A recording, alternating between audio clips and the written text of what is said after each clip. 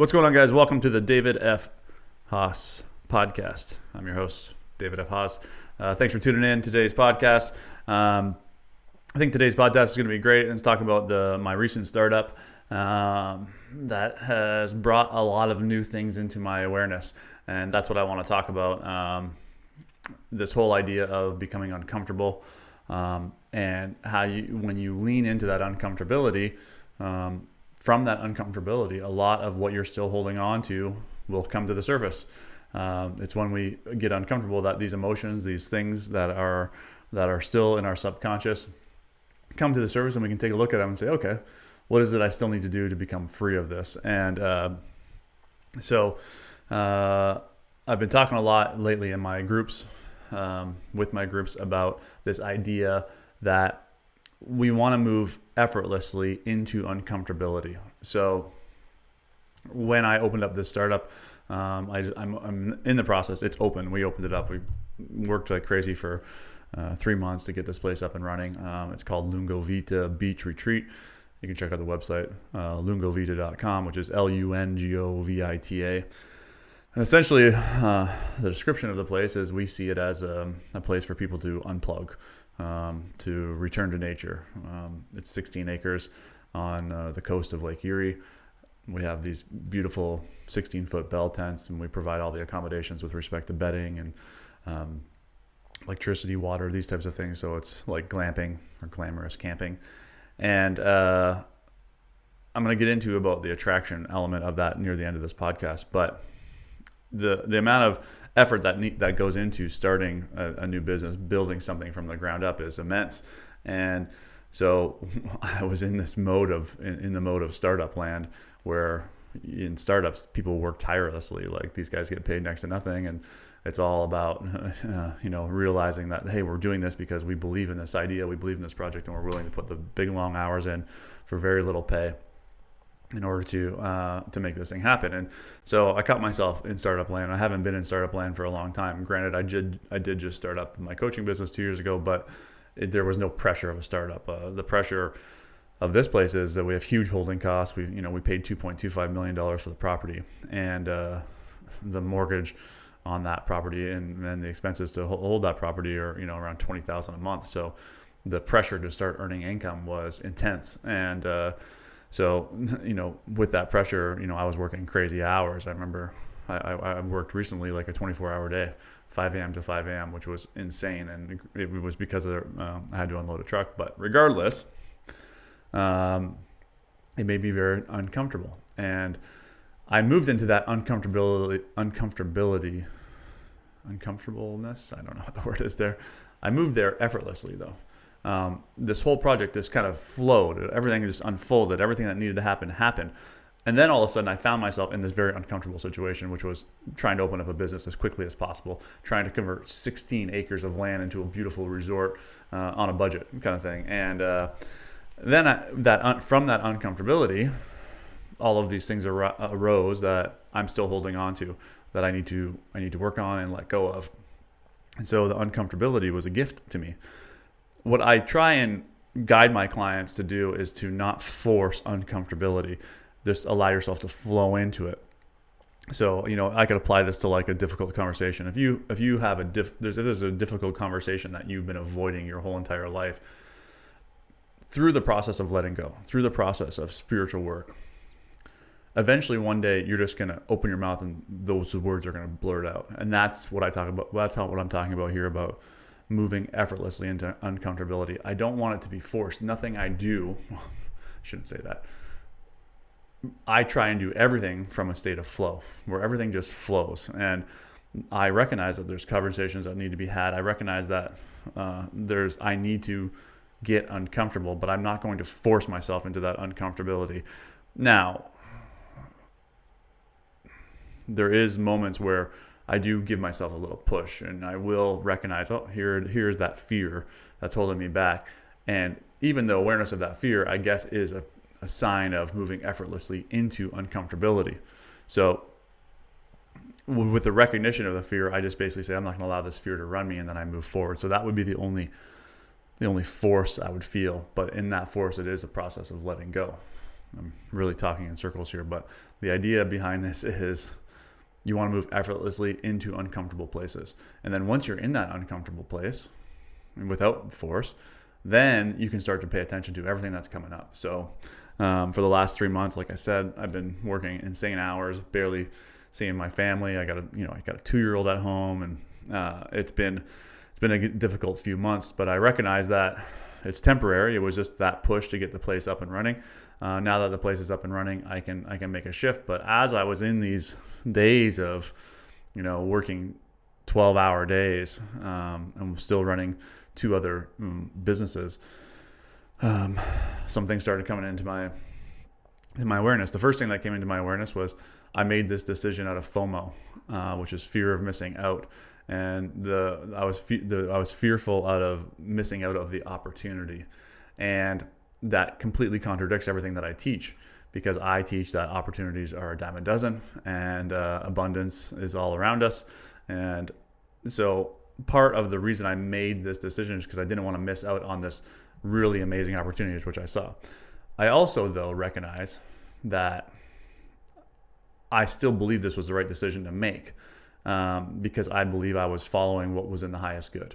And the intention behind this retreat center is for a place for people to eventually come and heal. Where I'm going to be hosting my own retreats, my own workshops.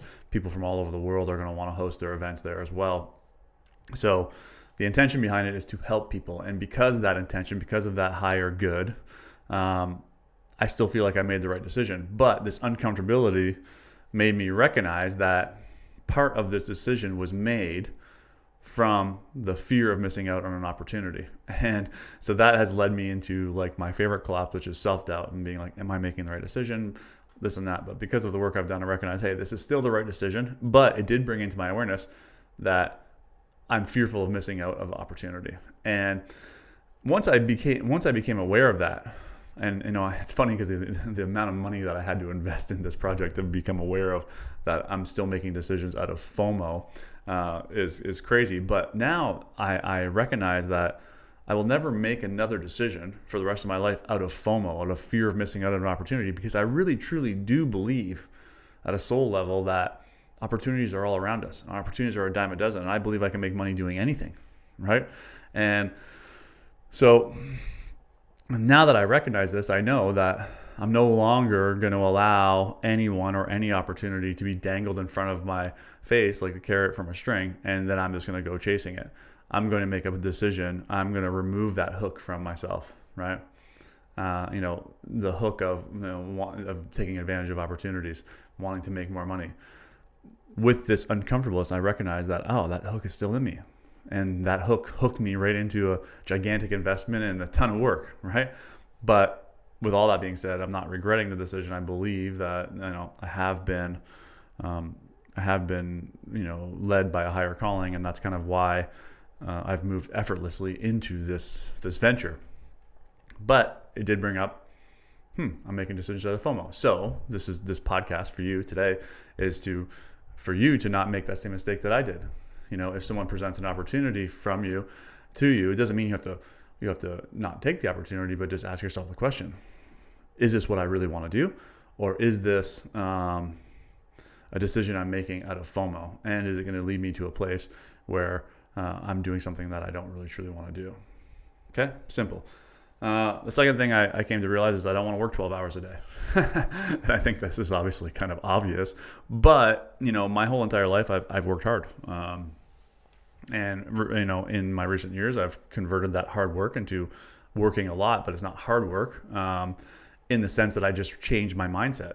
I still work a lot. I still get a lot done, but I don't consider it hard work. I consider it easy. I consider it effortless. I consider that's what I want to do. But even when I'm doing things that I want to do, and even renovating this property, it was fun. It was like, it's just like we're building this amazing resort. So it was kind of fun to do the projects and to do physical work again, because I've kind of been behind the desk for a while, and I enjoyed it. And so it wasn't hard work, even though it was physically hard work, but it's just like what I recognized, I don't want to be anywhere for 12 hours a day, right? Whether that's coaching, whether that's running my restaurant, whether that's running this retreat center. I want to build a life where I have this I don't want to call it a balance, but where I have free time. I don't want to be tied to anything. I want to be able to make the decision and say, hey, I want to go for lunch with a friend. I can go for lunch with a friend. And with that realization, and I made that realization in coaching, and one of the mistakes I made in coaching was spreading out all my clients throughout the week. And then all of a sudden, my freedom was completely stolen from me. So then I corrected that by putting all of my clients into 2 days. And then I essentially was coaching only 2 days a week, which freed up 5 days a week for me to do other things, which was great. But now with this new project and putting all this work in, it really has began to make me question, how do I want to live my life?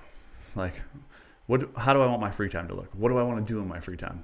How much time do I want to spend with my family? How much time do I want to spend on vacations? Like, these are the questions that have been coming into my awareness. And I think it's a great question to be asking, because if you don't know where you're going, then how are you supposed to kind of steer the boat, right? If you don't know what port you're going into, then how are you even going to point in the right direction? So, the second thing that really came to me from making this decision about going into this is that I wasn't really 100% sure on how this was all going to look with respect to managing it.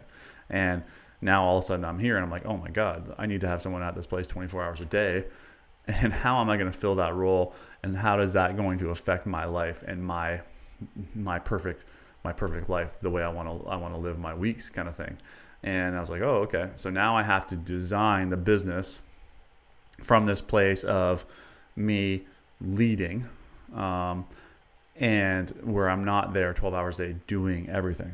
Okay. So I think a great takeaway for you from this podcast is take a moment after you're done listening to it, is like, write out, how do you want your life to live? Like, how do you want to live your life? What does your free time look like? How much do you want to work? How much money do you want to make? And then from there, build your career, build your business around that model. And so that's essentially what I did with coaching when I realized that coaching was just all over the place and I lost all my free time. I said, oh, no, I only want to be working 2 days a week coaching because I want to have free time all the other days. So I just put everyone into 2 days. And then I had that freedom again. I was only working 2 days a week, which was great. Okay, so that was the next realization. So the exercise for you in this podcast today is, how do you want to live your life? What's it look like? What's free time look like? What are you doing? How much money do you want to make? Where do you want to live? I think it's just like a great idea to say, hey, I'm going to that spot, so you can steer in that direction. The next major realization is that I think the evolution for me as a business person is to stop doing so much as far as actually doing the work and start leading more. This has been a huge realization for me. I have always been the person that will do the work. Instead of trying to train someone how to do it, I just believe I can do it quicker and faster, and there's less communication. I can just get it done. But when you do everything yourself, you end up working 12 hours a day. So the evolution for me is to lead instead of do. And there's like a quote that if you want to be in charge of everything, you need to be doing nothing. And I remember when I was a firefighter way back in the day, I had a chief or somebody, I can't remember who it was, who basically said to me, he's like, a good chief can stand at a fire scene and just stand in one spot. And basically all the firefighters are doing exactly what they know how to do because of all the training and all the effort and all the leading he had done. So when he gets to the actual job site, the fire, he just stands there and basically observes. And sure, yeah, every now and then he's got to answer a question or do whatever, but he just basically stands there, right? And so if you want to be in charge of everything, you have to be doing nothing, or you have to be in charge of nothing. So the big shift for me and the next evolution for me as a business person is to empower others.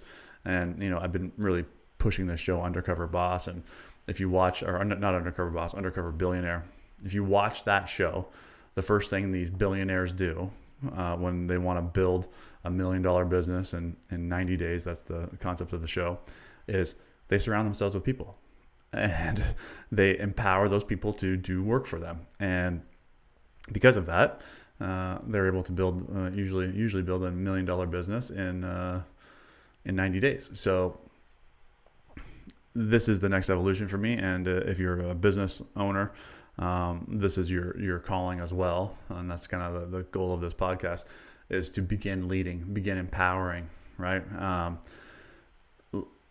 Really diving into leadership and what makes a good leader. And the word leadership has been beaten to death, and we just look at anyone that has employees under them as a leader, but that's not the case. There are all kinds of people that have employees under them that are terrible leaders. And so we really want to change this word from leadership to empowerment. And it's like, if you empower the people below you, they are going to go to bat for you because they feel empowered. And if you can really truly make them feel empowered by giving them full responsibility on a task, obviously you keep them accountable and keep them on track. You're not going to let them sink your business, but you've got to allow them the room to do it on their own. Because if they don't, they're just going to be an assembly line worker, essentially, where here's your task, do it, right? And that becomes very mundane. And, that's why a lot of people don't last in these types of positions, because they're just being constantly told what to do. And it's not fun. So when they have the freedom to make decisions on their own, to problem solve, they're going to be empowered. And because of that, they're going to be motivated. And because of that, you're going to get great results. So that's the next thing is you got to empower people. And so that's what I'm learning how to do. And it's been great so far. It's been awesome to watch. I think as someone who's been doing my whole entire life, I have this belief that no one can do it as well as I can.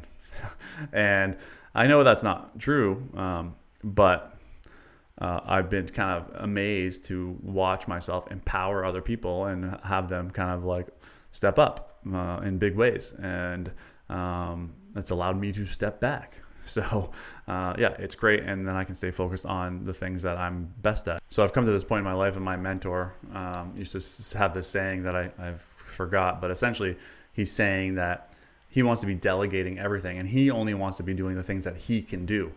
He can pay other people to do every other thing.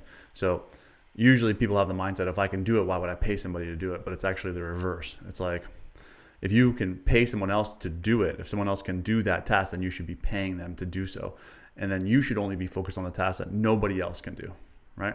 I couldn't take my social media team and have them sit here in front of this and make a podcast. I'm sure they probably could make a podcast, but they don't have the knowledge base that I have from the work that I've done. They can make a podcast on something that they're knowledgeable about 100%, but I couldn't delegate to my team to coach my clients, right?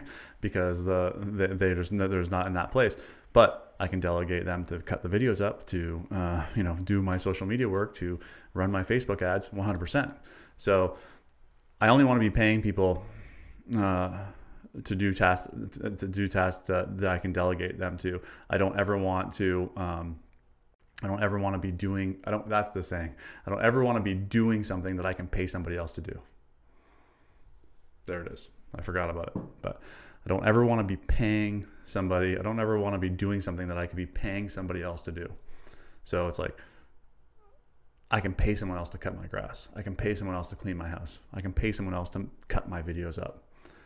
If I'm doing those things, I am not focused on what I can't pay other people to do, which is coach people, which is sit in front of this podcast, which is to make YouTube videos. Make sense? Hopefully I drove that point home, but I stumbled a bit on it. The last thing I'm going to talk about here is the power of intention. And this business that we created all came from this place of attraction. And I've caught myself so many times in getting mode. And even after all of the work that I've done, and recognizing that getting is pushing away what it is that you want to get, I still have caught myself in getting mode so many times, and especially with this coaching thing, because you get wrapped up in what all these other coaches are doing, and in their processes and their procedures. And the last thing I ever want to be doing is what everybody else is doing. If you catch yourself saying, well, this guy's doing it, maybe we should, that is usually a recipe for disaster, right? It's like, if you find yourself swimming with the herd or swimming with the school, that should be like a red flag to you, to be like, oh boy, I'm going along with the herd here, or the school. It's time for me to start swimming upstream, right? Everyone's going with the flow. I need to be going against the flow. And I always quote my old classmate, Kimberly Dorino, and she had this pin on her one day, and it was like a pin of all the fish swimming and with the flow, and then another fish going in the wrong direction, and the pin said, "Go against the flow." And I made fun of her because I was an asshole as a kid, bully. And I said, Kim, don't you think it's supposed to be go with the flow? But at a young age, she recognized, no. It's like, If you're going with the flow, you're just going to be doing what everyone else is doing, and you're never going to create anything creative, and you're never going to get to this place of attraction. You need to be going against the flow. So we want to be going away from what everyone else is doing, and that's how we become truly creative. So this is where major businesses are created, movements. It's coming from a completely creative space, and so this is where Lungo Vita was born. Was from a place of true creativity, and then also from a place of the intention wasn't to get money. The intention was to create a space for people to unplug, unwind, and heal. And because that intention is so powerful, and it calibrates probably in the 400s if you understand what the scale of consciousness is, we are getting so much support from the universe. Everything has been coming from like this place of attraction. Business magazines are calling us. We're doing interviews like crazy. If someone posts that they stayed at Lungo Vita, it's getting like 40 or 50 shares, hundreds of comments, and it's like this is what happens when you create a business from a place of attraction. So I know that everyone ever saying is, well, how do you create a business from a place of attraction? Well, it's all about the intention, And so even in my coaching business, my intention is to help people. But sometimes that intention will get blurred with getting money. And every time I kind of lean towards the getting money place, I start moving into that place of force again, where I'm having to run ads and I'm having to do all this, effort. And it's all from a place of force because I'm trying to get. But then when I recognize that and I'm like, oh, I'm in getting mode again, right? Then I need to go over here and flow back into giving and just focus on how I can give as much as possible. And when that intention is to truly help people and to truly give, then I start getting everything that I need. It's really that simple. So the answer to how you move into a place of attraction where everything just flows is you just focus on giving, right? But you got to be careful, because even after all of the work that I've done, and I know that it is in giving that we receive, I still catch myself in getting every now and then, right? So you got to continue to realign, reconnect with the state of giving and with the intention to help people. And when that is your primary intention, then you will attract everything that you've ever required with respect to business, money, help, whatever it may be. It's all going to come flowing into your life. So if you're creating a business, you want to really understand your why. And, Simon Sinek has like a cynic or whatever his name is. He has this like great YouTube video about understanding your why, and when you're opening up a business, it's like, why are you doing it? And the answer cannot be to make money, right? The answer has to be this greater intention. And if it's about serving and helping people, then it's all going to come from a place of attraction, and you're going to be busy for the rest of your life. So that's what I've been focusing on in my coaching practice, is like, okay, screw all this trying to get, I was falling into the habit of like, hey, here's this free thing, give me your email. And then it's like, people saw right through that bullshit. They saw right through it, and they basically were like, I know what you're trying to do. You're just trying to get me to sign up for something. It's like, well, no, my intention is to help people, right? So, but I started going with the flow, going with the herd, swimming with the school. And because of that, I got into getting mode, and it was all from this place of force. Then I switched to giving mode, where I said, hey, you know what? You don't need to give me your email at all. Just here's my 5 journaling keys. Here's my masterclass on letting go. And since I've done that, it's like the ads I'm running are doing way better. The feedback I'm getting is way more. The engagement I'm having is a million times better.